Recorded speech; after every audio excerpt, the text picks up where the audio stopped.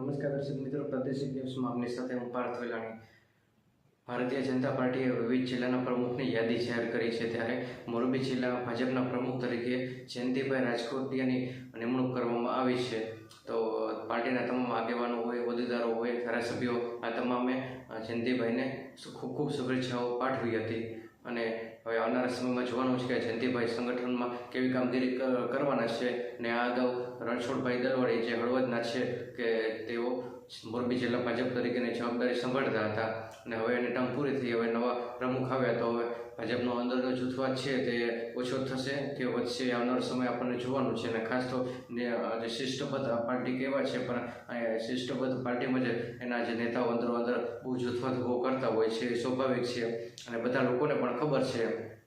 અને ભાજપમાં અંદર જૂથવાદ જે ચરમસીમા ઉપર પણ આવી જતો હોય છે। તો હવે નવા પ્રમુખ કેવી કામગીરી કરશે, સંગઠનમાં કેવા નવા ફેરફાર થશે, માળખા કેવી રીતે કામ કરશે, એ હવે આવનારો સમય આપણને જોવાનું છે અને એ સમય જ આપણને બતાવશે।